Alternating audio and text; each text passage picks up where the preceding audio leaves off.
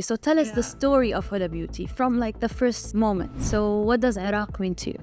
And she tells me, give it 1 year. And then she tells me her personal story. Like holding back the tears. Why are you crying? You're making us all... She makes me cry every time I sit with her. I'm here today with two Iraqi queens. Self-made businesswoman. I truly got inspired and I always looked up to you. Both. I love you so much. And I'm here to celebrate you today on Stars podcast. Huda and Mona Qattan. Welcome to Stars podcast. Thank you so much. Thank you. We're so excited to be here. We love you and we look up to you so much. And honestly, you're so inspiring for us for the future. You know, being such a young, amazing, responsible, hardworking woman, like we really hope more people follow your path. Thank you so much. You're so Thank incredible. you. I honestly mean it. Like first time I met you face to face, it was 2016 in LA.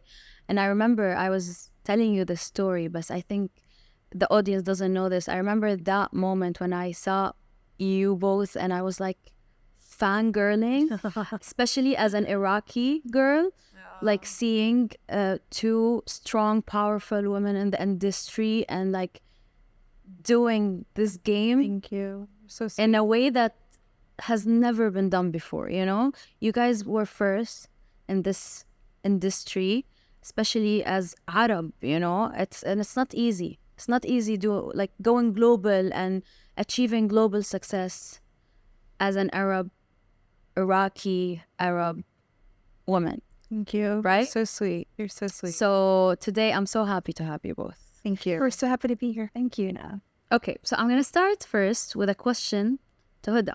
Okay. So Huda Beauty now is a $1 billion brand. Yeah.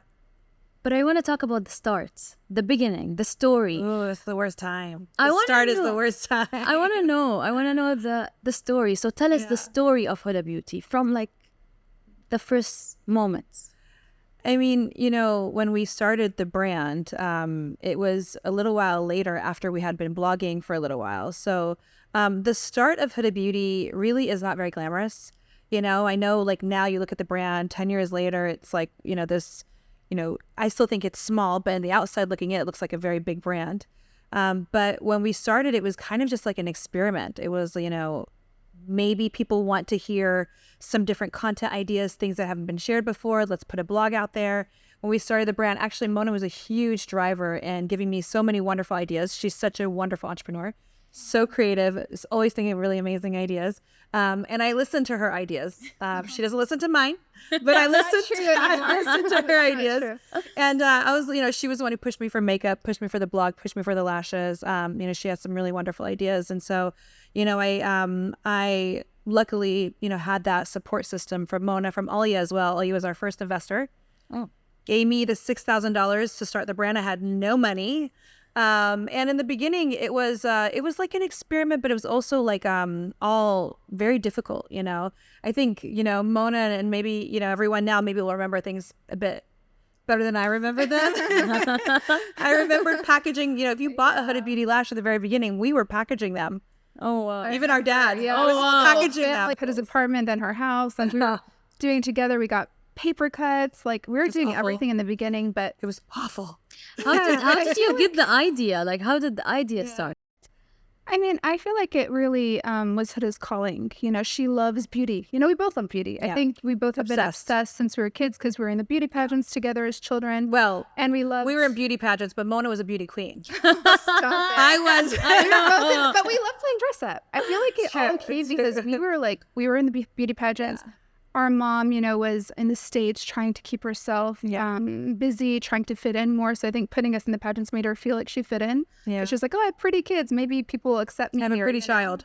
Yeah, that was her way in society almost. Yeah.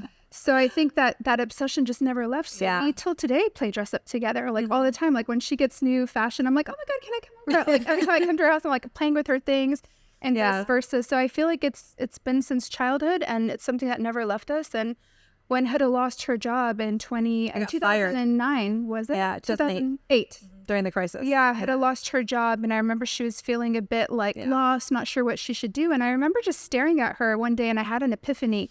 because I was like, she was just like trying to figure out what to do with her life. And I was like, you should do beauty. I was like, because she's always talking about beauty. She was so obsessed with beauty. And this is before blogging was really a thing even. Yeah. And before makeup artistry was a thing, and before it was accepted in our society. And Huda, till today, today she's still very obsessed, but it was her thing that she couldn't stop talking about. So, she was on a plane a week later. I think even days later. Yeah, we were having dinner. Actually, I lost my job and I, was devastated because I worked so hard. And I got fired during the crisis. In America, right? No, Dubai.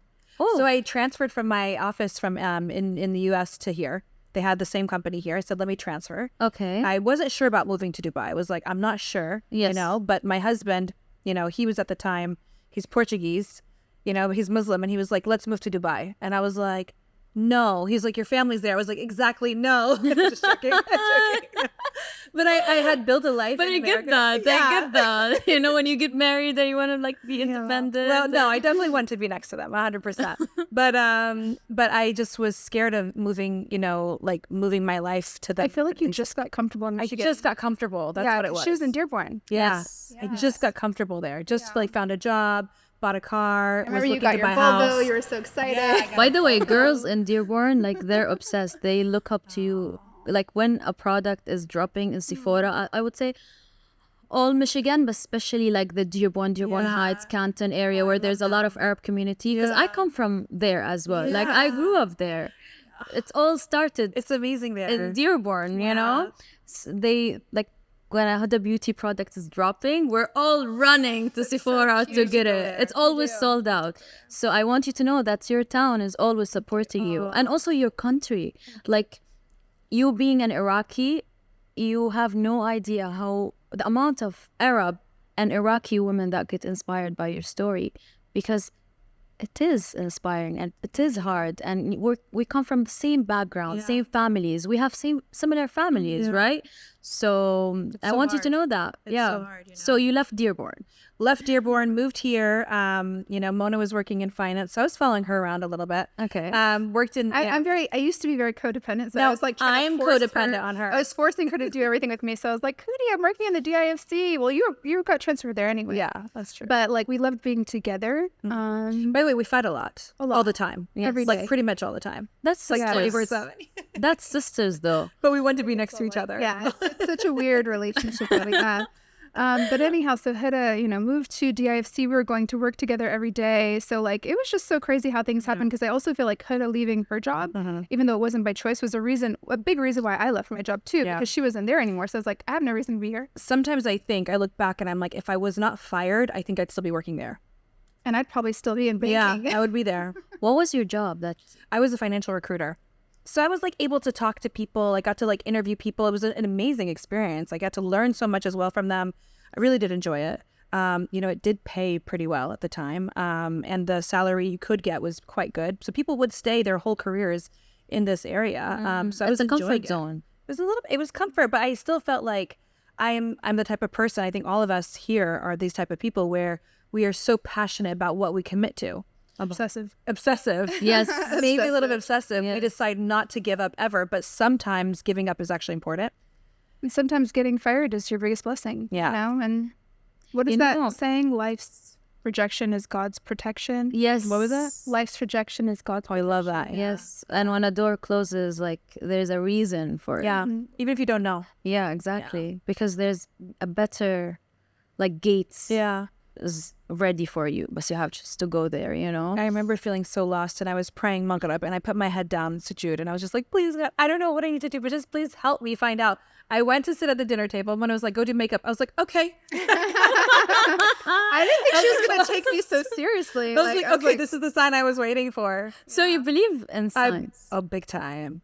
You believe that God communicates with us through signs, and so much. You have the answers all around you. We were talking about that 2 days ago. Yeah, we were talking. I was telling her a story about me being in the plane and asking for a message from God, and I was crying in the sky on the way to Korea, actually, because I was going through a hardship. And then I just was like, God, if you still love me, I want to see a yellow tree. And then I showed her the photo. It's really crazy. When I landed, I see the biggest yellow tree. So God actually, I believe that since I was a child, if you need an answer and you ask for it, you're gonna receive 100%. 100%. Surreal, isn't it? That God can talk to you like that. Yeah. Exactly. Yeah. Okay. Wow. So God was telling Mona to tell me to start working in the beauty industry. That was it. How was the start of that job? Was it easy to move from like?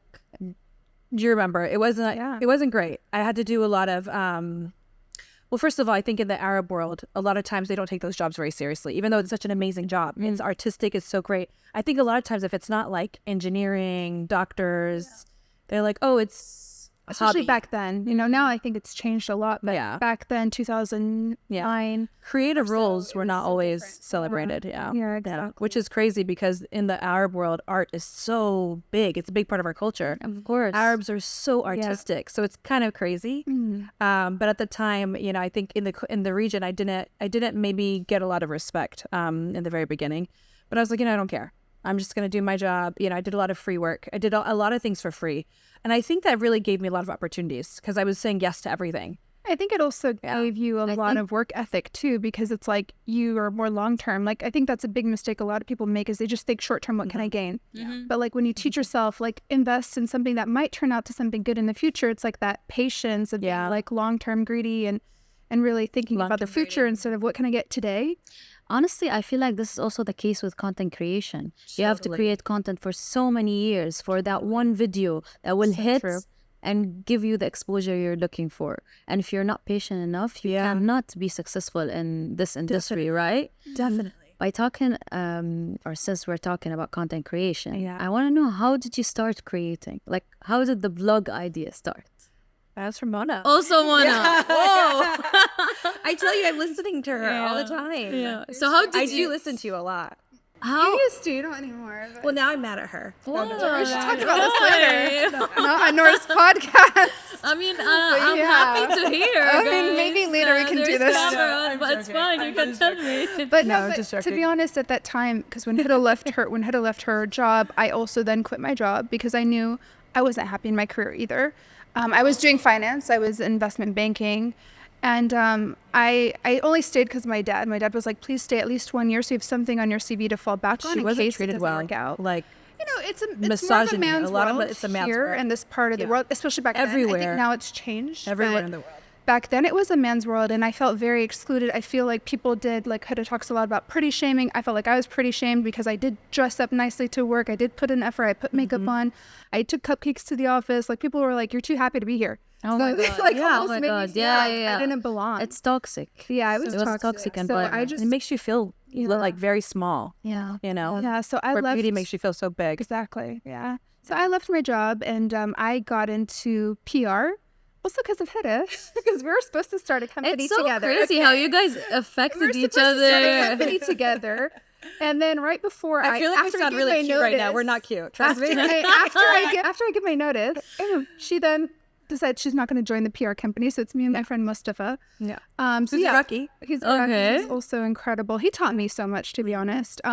So at that time, you know, blogs were a thing. So that's why I told her, because I was doing PR for other people and That's have blogs. No, they didn't have blogs, but that was the way you marketed yourself that time. There was no real social media. Facebook was a thing, but there wasn't like real social media. So everybody was being suggested to have a blog. So I was like, Huda, you need to start sharing all your work that you do privately in person to everyone on a platform where everyone can access it. So she did it that night. That's one thing I love about Huda is like if she gets good advice, she immediately takes it and she takes action. So she did it immediately that night. My life coach said the same thing. I'm not leaving. Yeah, she did it that night. So she started her blog and it just, everything happened one thing at a time. Like it was never like this grand master plan, although Huda and I used to call ourselves Pinky in the Brain.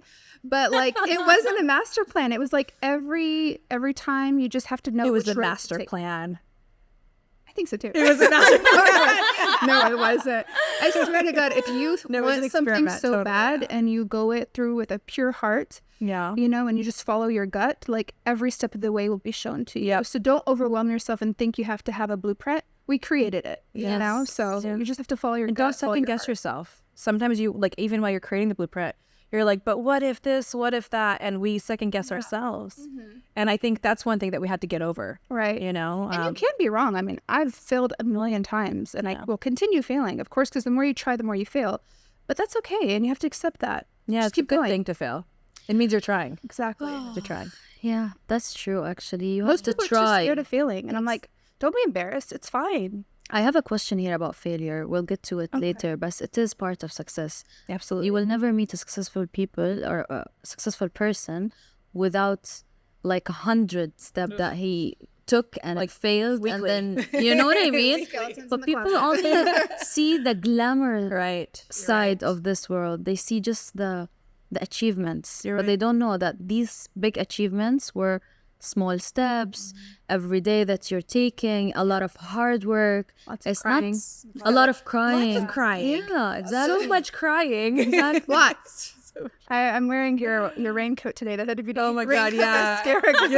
Every time I sit with Nor, she makes me cry. Oh, You better no. not make me I cry don't today. know why. She I feel like does. she has such a warm heart. I'm a Don't little bit make me worried. cry Actually. today, okay? I love you. It You know was- why? You know why we cry? Because the we're so emotional. We are. So we get and we talk about stories, and then we start crying. You know, can I tell you something? I don't know if you know the story, but I'm here today in Dubai, Stop it. Don't settled talk Yeah, I'm about like it. afraid. because of I'm like Mona. gulping right Don't now. talk about it. I don't know if you know the story, but it's all because of Mona. Stop. When I first moved here, I was going through so much, like, it was a shock. I'm sure you can relate because you guys both moved from America to here. Yeah. And I felt like, I just left my whole life there, my friends, my memories. Hard. And in Michigan, there is this community that you miss. Your community, your group of friends, your life is different there. Yeah. So when I moved here, it was a shock for me, and I was very emotional, and I got so depressed. And I remember she was with me. It was a journey, and she was part of it, and she would always support me. And then one day I called her because I made my decision. خلاص, I'm going back. So I called her. I don't know why. I felt like I need to tell her before I leave. You know, I just felt like, she's part of my story. Let me just tell her that I'm leaving. So I call Mona and I tell her, Mona, listen, I'm gonna book now. I'm gonna book now. We're leaving. We're going back to America. I'm going back to my house. Still, I didn't sell my house in America. And she tells me, you're meant to be here. Yeah. And she tells me, give it 1 year. And then she tells me her personal story. She's like, when I moved here from America, it was hard because it's another culture. It's another world. It's another everything. The American way of living life is different than here. I'm not going to cry today. Yeah, I'm like holding back the tears. Why are you crying? You're making us all... She always makes me cry. No, because she changed my life. Imagine if I went back. Can you Imagine if I took that ticket and went back, and now where I would be. My whole life would have been different, Mona. And she told me, give it a 1 year. Still coming out. I love you. She told me, give it 1 year. And she told me, I promise you'll be okay. Not only that, she helped me find a villa. She told me, you need a car. Like, she highlighted everything that I need to live a good life here. And that's a real friend. Yeah. And that's on giving the right advice to someone who needs it in the right time. Because believe it or not, I will never forget that. No. Never. Honestly. And you taught me a good, like, an amazing lesson. Now when someone comes to me for advice, also Yeah. when someone comes to me for advice, I will give them the right advice. Not for them, So sweet. but for, like, I know the feeling, you know? So I love you. She is so sweet. I love Talk you. about money. I can assure you, and, like, if you don't know, you should know that Mona is the sweetest human on the planet. Literally. No, you are. You are. popping out of her You forehead. are. You are. I love you, wallah. You agree on that. Have you 100% seen a agree on sweetest that. person than her? 100%. Alia and her. I have like the sweet Yeah. sisters. I'm actually the mean one. No, you're not mean. No, you're No, not. you're more direct. You're- and like more 'cause this practical. I think industry I'm is more hard. emotional. You know? Like, Yeah, I but hear she's much. she's an empath though. She feels everything too. It's very sweet. She feels everything. She feels everything. Yeah. Everything. And this story, like, you both affected me. Like, you affected me in a way where, like, I remember the first video I shot with you. I kind of realized I love this industry so much. I want to continue doing what I'm doing. makeup It's and all beauty, worth right? it. Like, seeing you and creating that, like, that video with you Yeah. made me realize that You're meant to be there. Yes, You're so and meant I to be know this is my passion, and it's worth it at the end of the day. So I felt that from the day we shot. right? When we did the video, I was like, I feel like she's meant to be in beauty more Yeah. than she knows. You were in beauty already. Yes. But I was like, I think she needs to be here more. Yeah. You know? And you love beauty. I do. You I love do. it so I much. do. Yeah. I love it so much. Moni, why'd you make us cry? Oh, It was that was emotional. she makes me cry every time I sit with her. I don't know why. I don't do I swear, anything. even today, I was like, give me waterproof everything. Your makeup. I know it's already messed up. You don't like that. So, Mona, you're a co-founder of Huda Beauty, right? I just want to know, what was your role in the brand? And I know also you had a PR agency. So did this help with the brand? Did you use that also to support the brand? I just want to know, like, how did Mona contribute Well, you know, to the I brand? kind of helped in many different ways in the very beginning. And even till today, I think, you know, your role always evolves, especially mine, because like Huda is the creative behind Huda Beauty. She's the face of Huda Beauty. So for me, it was more supporting type of roles. And also at the time I had another business. I had the PR agency. I had a beauty salon. So I had so many hats that I had to wear. So it was really like filling in the gaps wherever they needed to be filled. I would say for the very early days, I focused more on like PR. Also back then it was not really influencers, but it was like community. So I had a database here of people that I knew personally. I was inviting them to events, and that's how influencers were back then. It wasn't really through social media. It was through people you actually know. So building up the community that way. But it really did keep evolving, you know. At one point I was doing like things I hated, like feel like finance, families like legal, that. like I feel like families things like that I just didn't want to do. But whatever you need yeah, to you do. do what you need to do, and you fill in the gaps. That's you my know? next question is, what's the difficulties with a family business or working with family? Because it's amazing. They will support you, and they're the most loyal people. Definitely. But I want to know the difficulties. It can be difficult, you know. I think there's been a lot of difficulties, you know, but at the end of the day, I also like respect and appreciate Mona so much. Sometimes I think there can be challenges when you cross boundaries, you know, and like maybe like I think sometimes we do that as sisters, because sisters are very interesting people. They're not like anybody else. Yeah. They will say the worst things to you ever and then be like, okay, so you want to go for lunch? And it's a very strange relationship. It's a very, very strange relationship. And so I think, you know, sometimes we can cross boundaries. I think, you know, we definitely are trying to do our best to be aware of that. And I think that's the most important thing. And, you know, you cross different boundaries in different ways. Like for me with Mona, she always like comes into my space and I'm like, I need space. And she'll come in there and, you know, she means everything well by it, but she just like wants to talk about something. Yeah. And I'm like, I need my space. I need my physical, mental, emotional space. But sometimes she's like, well, no, I want to talk to you about something. And I'm like, no. And then we'll start fighting. Yeah, pretty much. You know, I guess my difficulties are different because it's like, it depends on which sister, right? Like my difficulty with it is her not giving me enough time. So it's like, that's why I come into her space, you know? So it's like, but with Alia, She's never available, just so you know. with, no, I take calendar bookings. She just Yesterday I asked her. Calendar. I'm a yesterday calendar I asked her for person. breakfast. She was like, send me a calendar invite. But that's how I organize my life. I was going to put it on my calendar too. Right. No, literally. I'm like, can we do It's the only way I can stay organized. with everything? Everything is in a calendar. Even my time with Me too. Hassan's in a calendar. Even my personal time. But I asked you and she was like, just send me an invite. And I was like, What's wrong with that? So Huda, I have a I guess question. nothing. How do you balance your time? It's difficult because you have to prioritize, you know. And I remember that from the very beginning. You know, I used to have a very social life. I think I'm getting more of a social life now. But when Noor was born, I literally had no social life. It was really difficult for me, balancing being a new mother, and you know, not necessarily having. I wanted her to have cousins or brothers and sisters, but she didn't have that support system.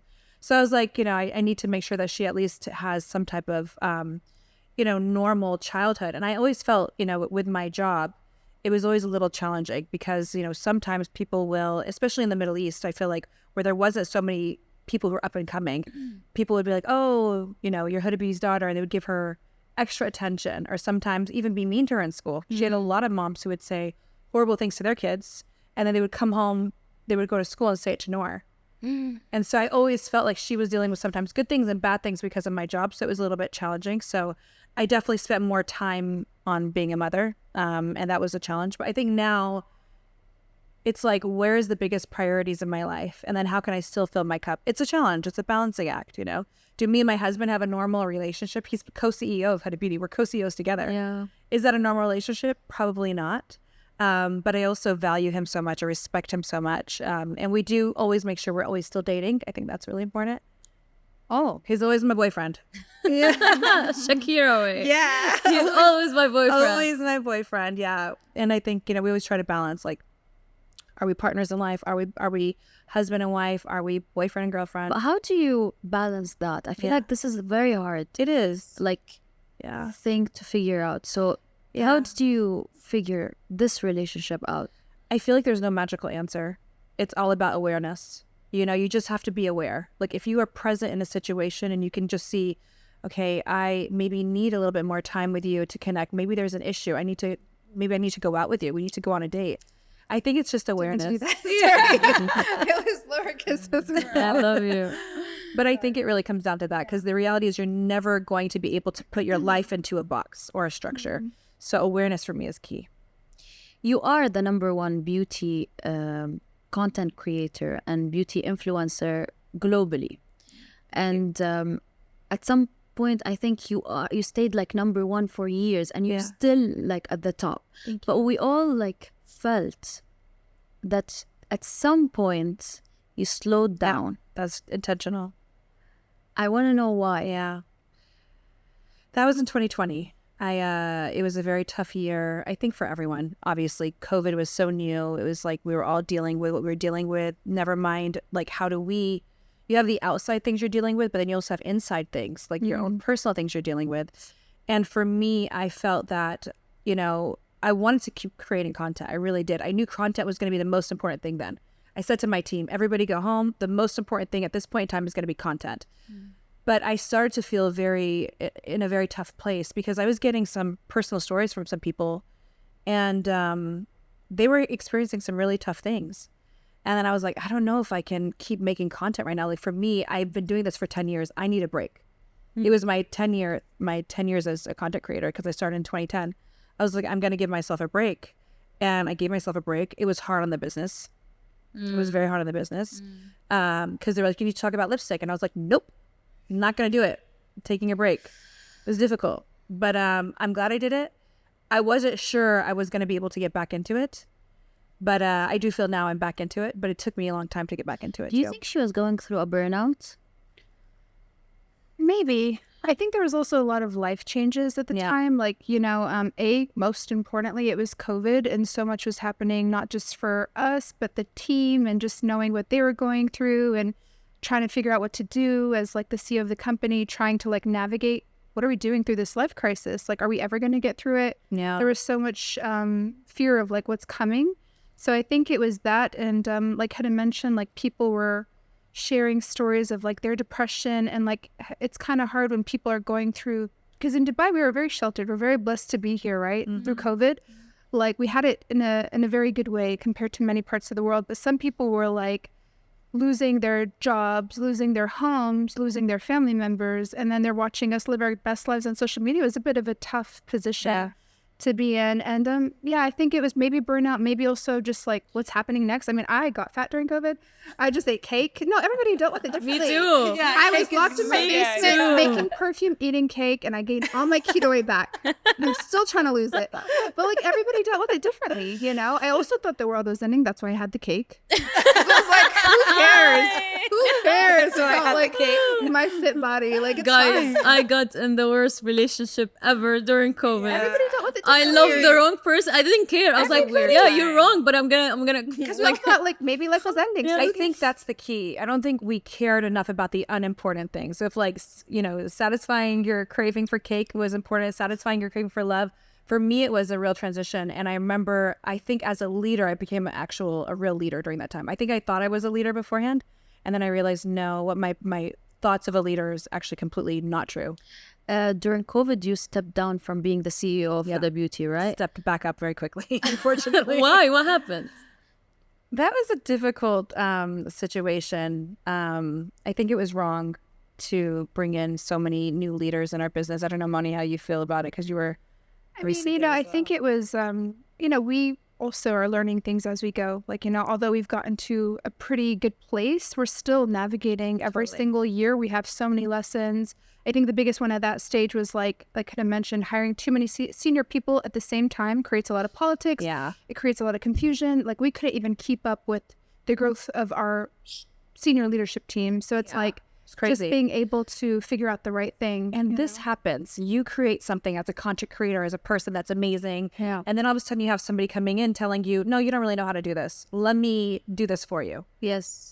You have it so hard all the time. And then you think that this person who has this expertise is going to help you and do the things the right way. But then what we realize is that's not necessarily true. And we learned it the hard way. And I think that's also why I took that break in 2020. I was like, I want to kind of reframe my perspective of life, of people, what people feel, what people are going through. And, also like, what does it really mean to be a person of influence, a leader? It was, it was crazy. It was a lot. It was a lot. Yeah, it was a lot. Yeah. Okay. So this is a very emotional question to me. No, give it to Jason. No, No, it's a nice one. It's a nice one, I promise. All right. You're an Iraqi American, born and raised in the US, Yeah. but your blood is Iraqi. Yep. So what does Iraq mean to you? You go first. I think that's for you. Both of you. Okay, it's fine. No, you're both Iraqis. We're all Iraqis. Exactly. Yeah, Iraqi queens. honestly, Yeah. I love Iraq so much, and of course, I feel sad. I never lived there, and I've only visited twice, so it's like part of me feels like I missed out on something so special, especially when I talk to Iraqis, when I talk to my parents about how it used to be, and also Iraqis now who still live there. They're like, there's so much beauty to the country, it's a very old country with so much history. So much passion. Like, Iraqis are so passionate. They're such Very passionate. creative, loving, fiery, Very fiery. very fiery people. Very So, fiery. Lots of energy. Part of me feels sad that I've never lived there. Part of me feels a bit of guilt for not being there when they went through tough times, and I always go through that. And I'm sure you do too. It's something I think every Iraqi who's not living in Iraq goes through, or anybody who has a country going through a tough time and you're not there. You feel like you almost owe them something. Yeah. So it's a lot of mixed feelings, but I'm proud of that. I'm proud of our heritage, and I wish Iraqis a wonderful future. I wish things would change. I wish they had a great leadership like the UAE. Inshallah. I'm so inspired by the UAE government. I wish that every Arab country had a government similar to what we have here. It's amazing. So we're so lucky to be there. We are very lucky to live in this country, honestly. I hope we can help them one day. For me, I feel very similar feelings. I've always felt like something's missing from my life. Like, always, and I hate that. And especially when I married my husband, and he's Portuguese and he's so proud. And I always felt like there was a disconnect between me and Iraq. And I know how beautiful it is, how amazing it is, how amazing people are. But there's parts of me that sometimes will have crazy ideas. Like, I just want to go there. Do you have those crazy? I just want to go there. I just want to be there, and I just want to experience it. I don't know, you guys probably do this too, but I'm always on Snapchat looking at Iraq all the time. I was like, what's going on in Iraq? And I show Chris what's happening in Iraq. I definitely feel like, I feel a lot of things actually. I don't like what's happened to Iraq, and talk about that off the podcast. I feel a lot of things about that. But I've always felt like there's something missing, in my heart and in my life, from that. And I wish that we got to experience that, because I feel like your life would be more full, with that. I would have loved to experience anything.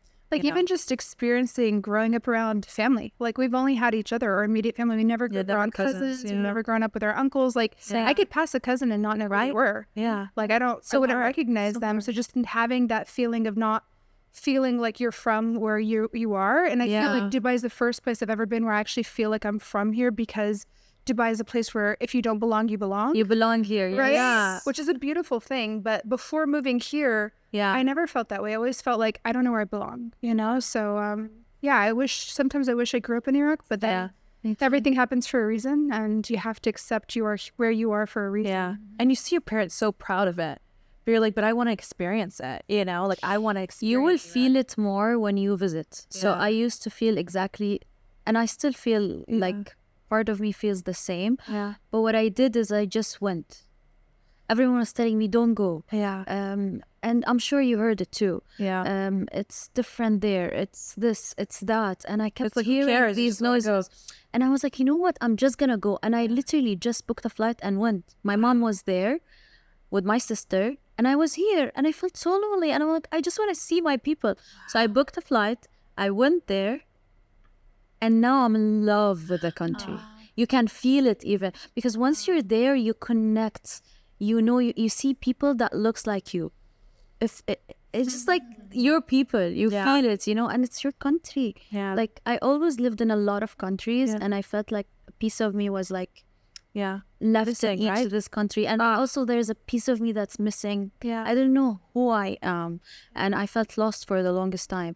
But then when I visited, I was like, oh, so it all makes sense now. I am the way I am because I come from here. Yeah. Like, I'm hot-blooded. You're hot-blooded too. You're very hot-blooded.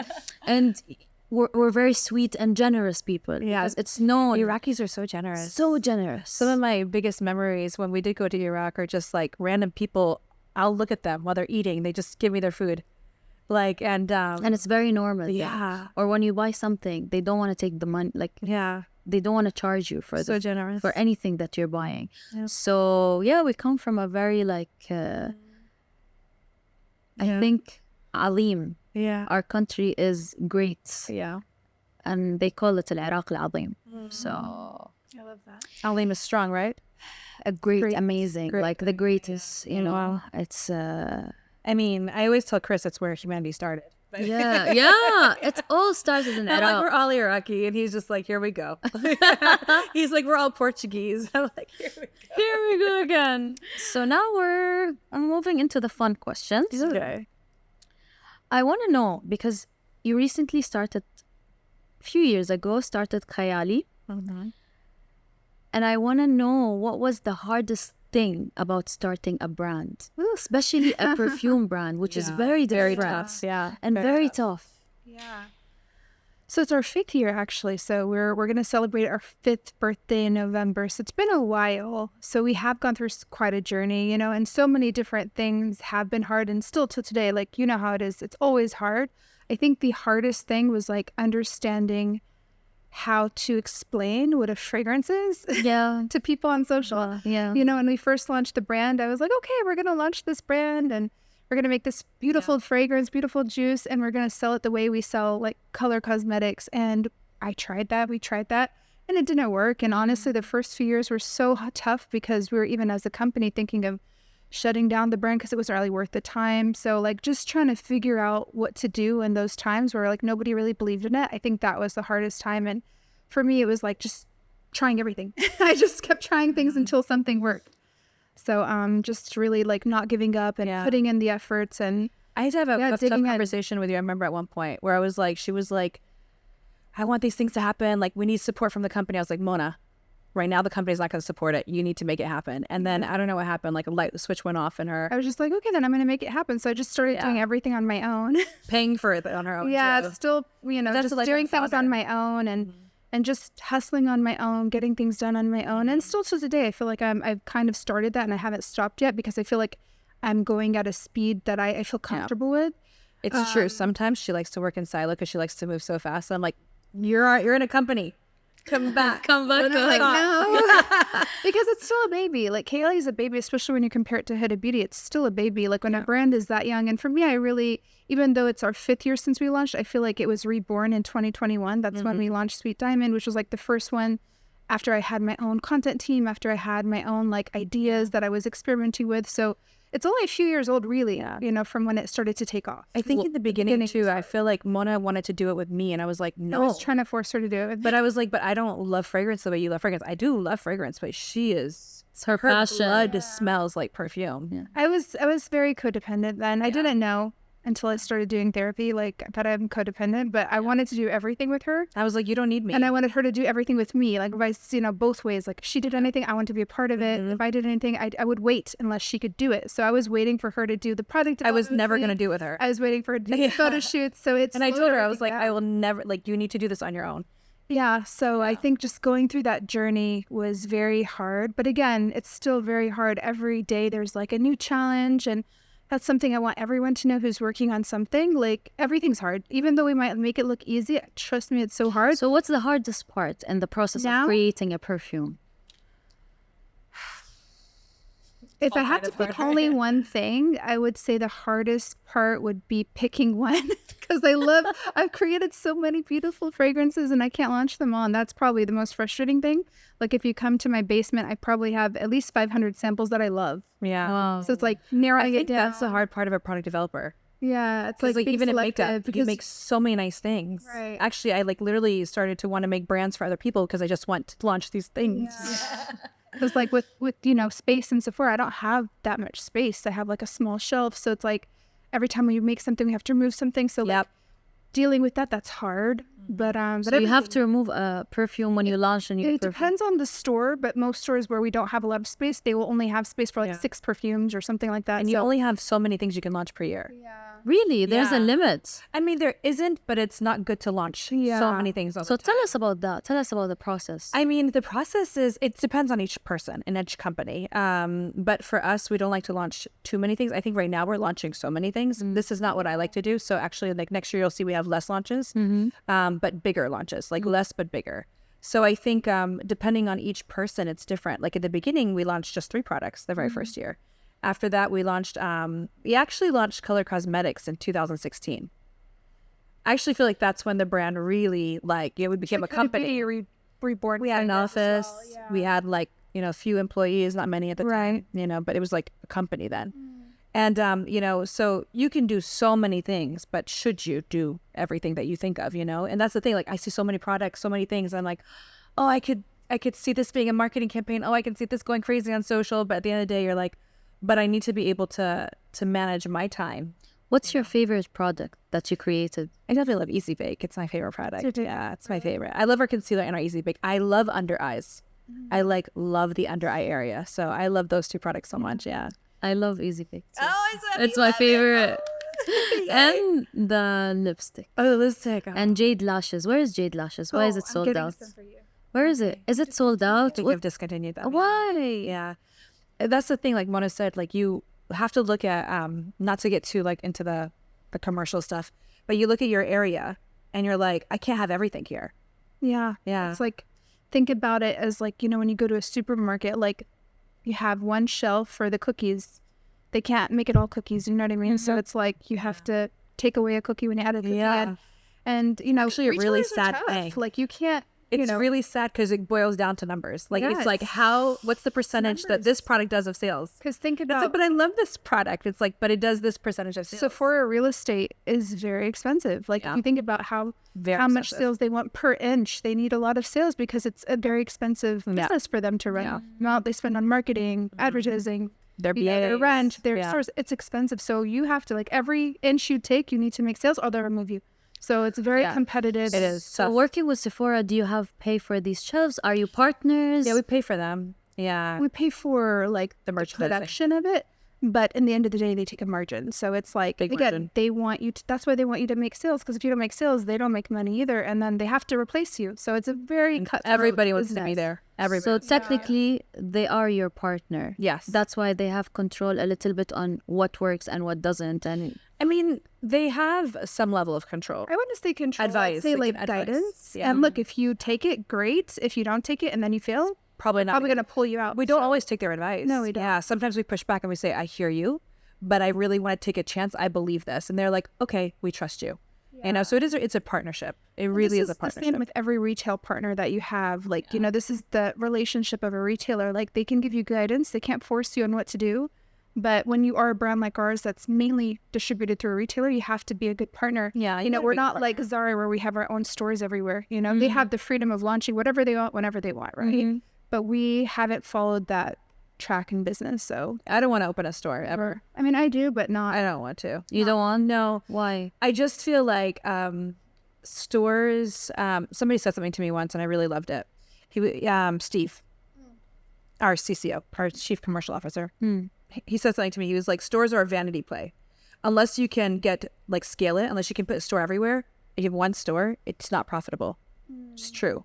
You know, you spend so much money on To make it. to make it, the creative, the design. And unless you can make a plan to put it everywhere, it's just not It's profitable. also a different strategy, right? Like Yeah. we have retail partners that are everywhere. Like why build your own stores when you are partnered with Sephora? Exactly. Yeah, Yeah. exactly. You know, so maybe some brands that I make can sense. see you like this business stuff. I love What it. are you gonna do? I love it. I can see. Like I you're don't really know. into I love this. beauty. smart. We always talk about this actually. Yeah. حبيبتي عراقية. We have a song, huh? Let's sing it. to play it. I love the beauty industry. Yeah. And we always sit and talk, me and Mona. And I feel like still figuring it out. Yeah. But I Would you start a definitely brand? I would love to start a brand. Yeah. I actually went and I does a visited a few beautiful- factories. You need help. We can help you. I will definitely reach Yeah. out. I already reach out to Mona a lot, but inshallah she we'll has sit a soon. beautiful. I'm not going to say anything, but her mission behind it is so beautiful too, which I think is so powerful. Yeah, like the That's reason why, because you have to have your own reason, right? Totally. It's not just, I want to start a brand. Why? Yeah. What's your calling? Yeah. What's your message from that? Exactly. Obviously, it's a secret for now, but I'll tell you when the cameras are off. Actually, since you asked me that question, and you guys both are CEOs, but you're different. Yeah. I want to know, what's your top 3 tips as CEO for someone who wants to start a new brand and a new business? So I would say my top 3 tips, definitely patience is key. Patience is really important. A lot of times I think people are not patient and they expect things to happen so fast. But patience is so important. You need to go through the lessons. You need to go through the time. You need to go through the experience. Those things are very important. Time is very important for your learning and for the process. So I would say patience would be number 1. Definitely trusting yourself, is very important. I think a lot of times we second guess ourselves, we doubt ourselves, we believe others over ourselves. Even when we believe internally that something is right, we sometimes will allow others to make decisions for us. I think you have to have a certain level of trust in yourself, and also acceptance to make mistakes, accept, the failures and learn from them. I think those things would be very, very important. I mean, she took all the good ones. No, but you guys are very different. That's why. We are, but I do agree with a lot of what Hood is saying. I mean, if I want to add on to that, I would say have like a long-term vision of where you want to go, like a roadmap, 5 years minimum, but even like 10 years, like where would you, and again, it could be high level, like just in a perfect world, if I gave you a magic wand, where would you want to be? So you have like a roadmap. It's like your North Star of where you want to go.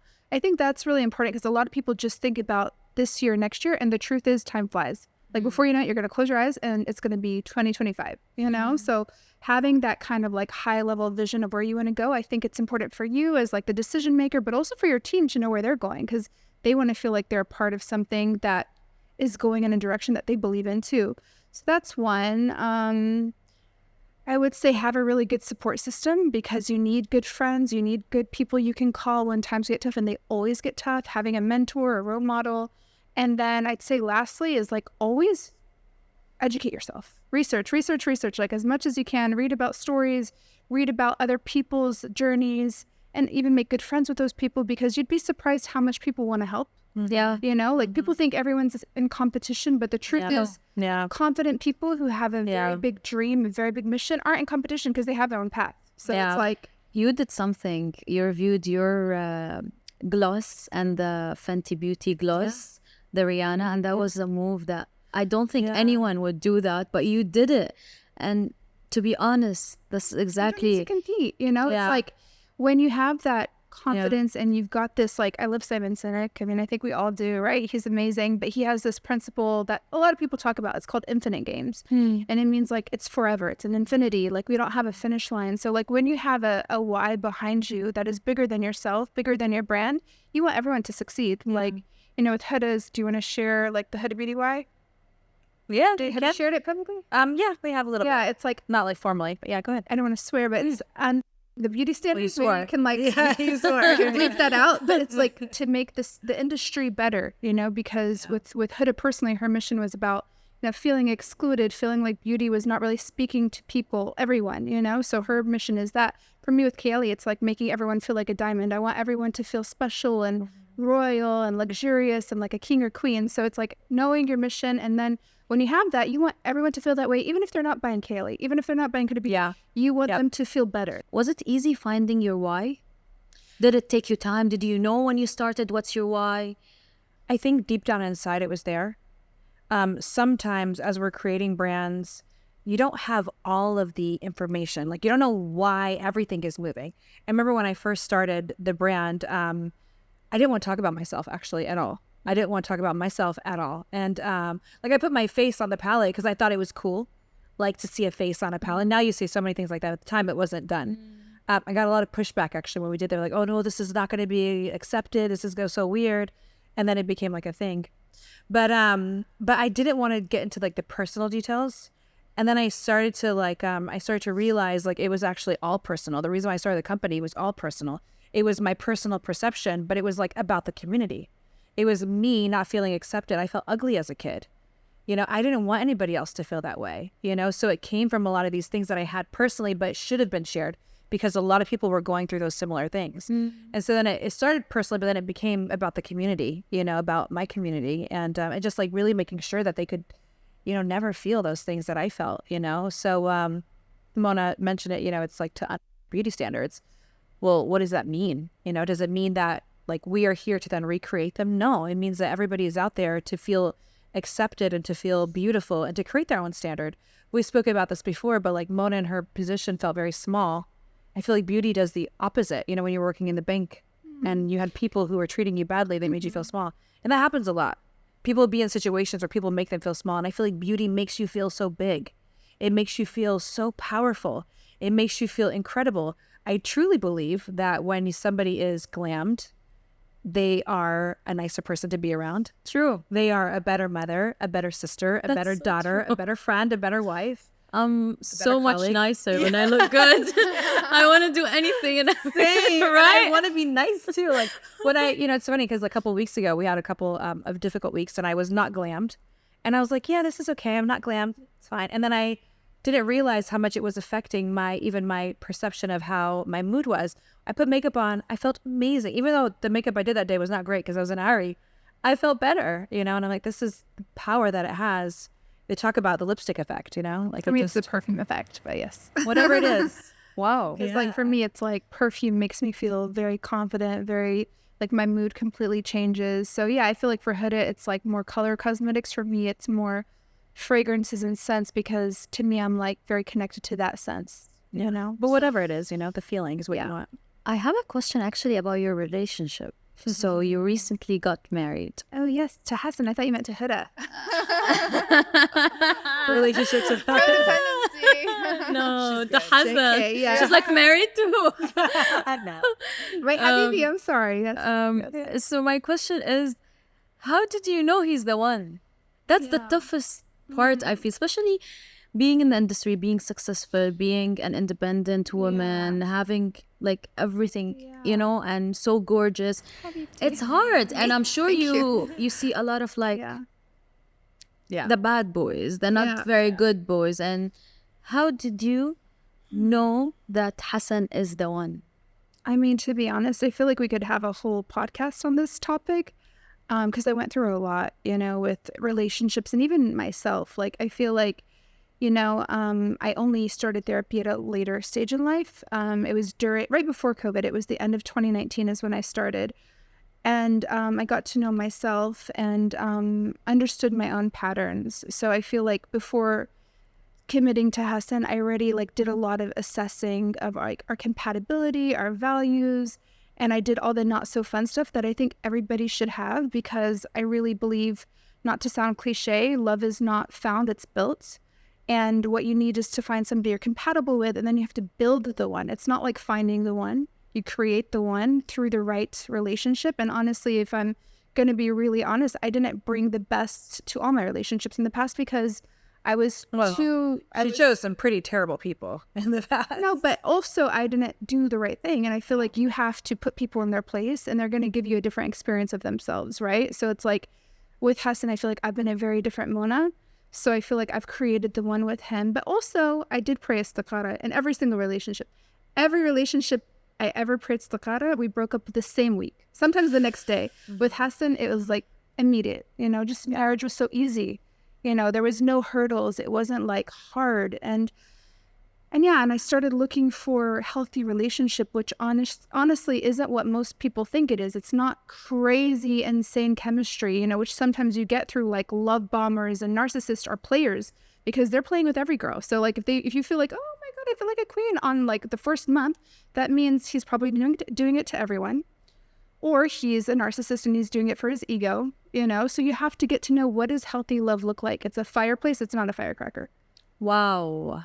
It's a fireplace, not... It's slow and steady, and you warm up little by little. It's not a firecracker that's going to be explosive and like over the top and then burn you and then fizz out, It's like you've got to go after the right healthy love. And I had to learn to do that through therapy because I used to look for firecrackers. I used to look for love bombers. I used to look for narcissists that made me feel needed. I wanted to feel used. I wanted to feel like someone was just going to make them the center of their lives. They were the center of my life. But, after therapy, I was like, nope, I'm not going to keep doing the same patterns I've been choosing. I'm going to go after the right thing that's going to be healthy and long lasting. And I'm not going to get hurt in the end. But I do think everyone's journey is different. Yeah. Everyone's journey is different. Also what she said has so much to do with your childhood as well. Like what I learned about myself, I dated bad people in the past because this is what I knew. Right. It reminded me of home. It reminded me of the kind of love I received from men. Yeah. So I was after that toxic love. Yeah. And I remember when we sat and we talked even about therapy, and therapy is very important. It is, yeah. You realize that it's the trauma that's pushing you to choose bad choices for your life because you went through horrible things in your childhood and now you don't know better. You're just recreating these horrible things. So I believe like if someone wants to change these bad patterns that happens in their life, they need to realize what's their trauma and they need to go back to their childhood. Yeah. I do think your relationship has a lot to do with you, like you said, like we are projecting, we are allowing certain things to happen as well in our relationships. So I think a lot of times, I do believe this, sometimes your relationships, like you're saying from your childhood, you have a certain perception that you think is love. You have a certain perception that you think is your respect. And then you then look for that. And, I think it's relationships are a really complicated thing. Fashion. You guys are fashion icons. Oh, Look who's talking. Yeah, I know. But I mean it. I mean, I remember that little girl looking at you in VidCon in 2016 and we're like, oh my God, I love their fashion. Like, I remember it was years ago and you are fashion icons. Thank you so much. So my question now is, fashion is a big part of the beauty industry. How did you find your own style? And how would you describe your style? Yeah. Tiaria? You can go first. I definitely, I have an amazing stylist. She's the best. And we work collaboratively. She's here. G.A. where is she? She's there. And it's funny because I was always looking for a stylist, somebody who I felt could like really show me within clothing and fashion. A lot of times you have people who are very safe. We're Iraqi. We don't want to be safe. We want to be loud. I always like something a little edgy, like I need to feel like cool and dope in it. Like I don't want to feel like I am, like a substitute teacher or anything like that. And I'm not saying that because I used to say you just like a substitute teacher. She always used to make fun of me. Like before, Mona didn't dress according to her body type. After I gave birth, I learned very quickly that was a thing. And so I used to tell him, like, Mona, can I please redress you? Punch her. She's older than you. You have to advice. listen to her. I was trying to give her advice. I could have not said anything. Anyway. I could have not said anything. But I always want to feel like I am what I feel inside. Like I feel like that's really important. I love my short hair. Like I'm obsessed with it right now. Beautiful. But I feel like now with this too, I like want to dress different too. Like I feel like it definitely changes. Like I'm sure you feel different with this hair, right? Of course, I'm different. Even my feed is different. I know. Well, I'm like, do you still live in Korea? Like, do you live in Korea? I'm like, I don't, but just the style changed me. So, it's so funny. So how would you describe your style in like a word or like in general? Like just. I would say there's a level of, how do I describe myself? I would say there's a level of confidence with it. Like I want to feel very confident, very comfortable, still cool, still me. But I would say confident is really important. for me. Yeah. Okay, what about you? For me, I definitely have to give credit to my stylist, Maha. Shout out to Maha. She's not here right now, but she dressed me. She definitely has transformed my style a lot. Yeah. But truthfully, deep down inside, I have to be honest, I don't care about trends. I don't care about fashion. I love trends. I am a colorful person. Yeah, I like trends. glam. I like, fancy things.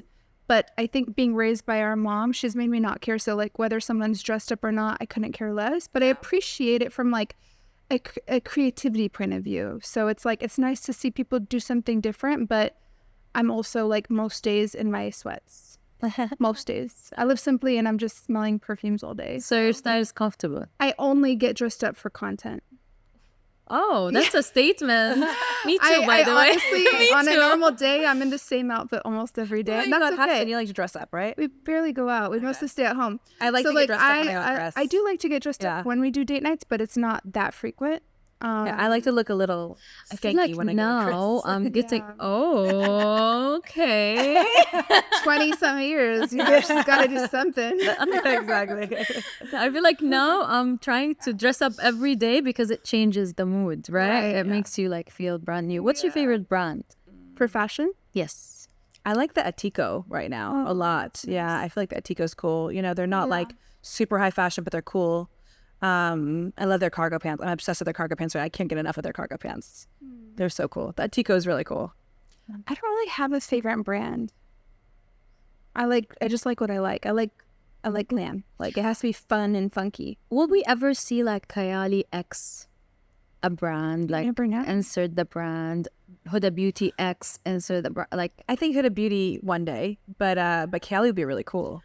I mean, I don't want to say anything because I have like talked to a few brands before. Or even ex Disney something. Yeah. Well, never say never. Yeah.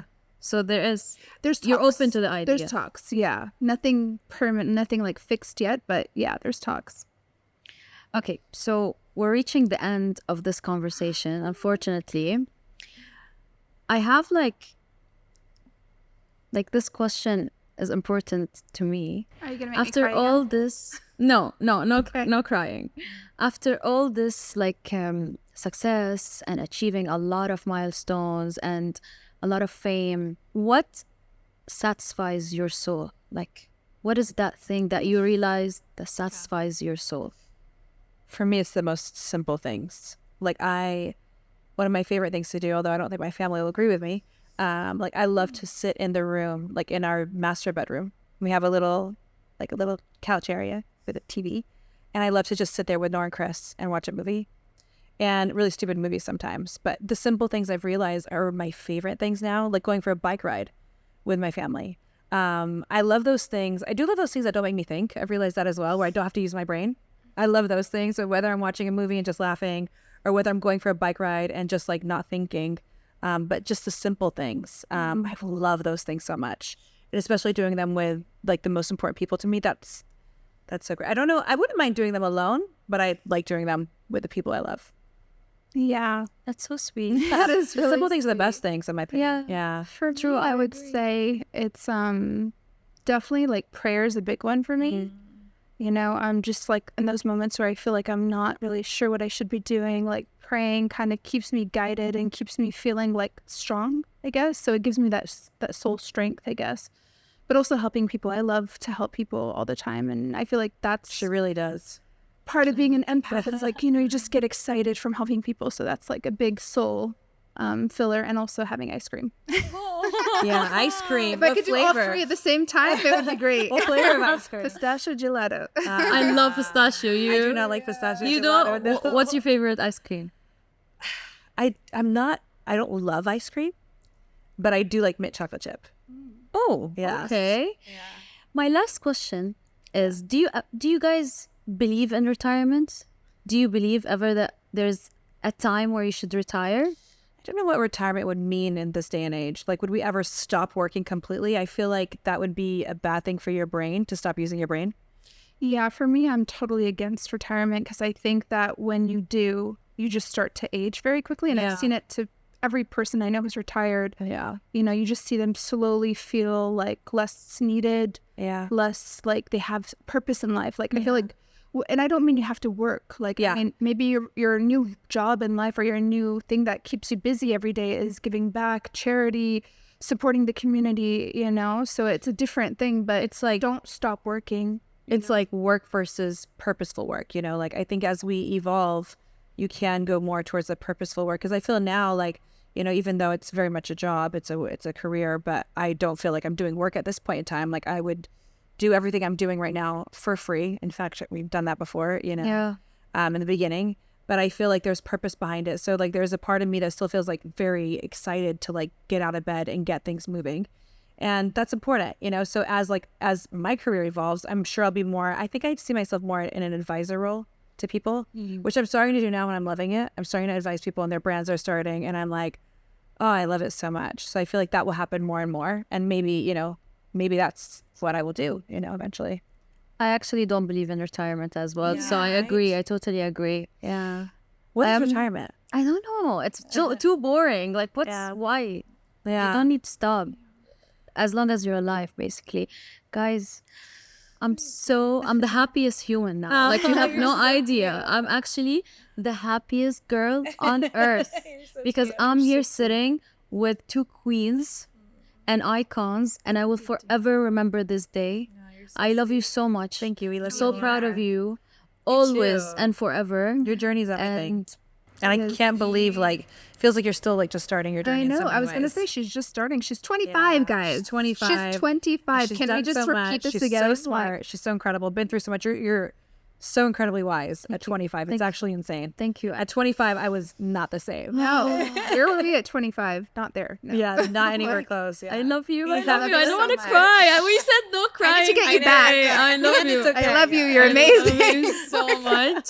I need to wear your mascara because now I'm scared. If I cry, it will go down and it will be black. So I'm going to use your the mascara. Waterproof top coat. We need to get you that. Yes, colors. And then I can cry all I want.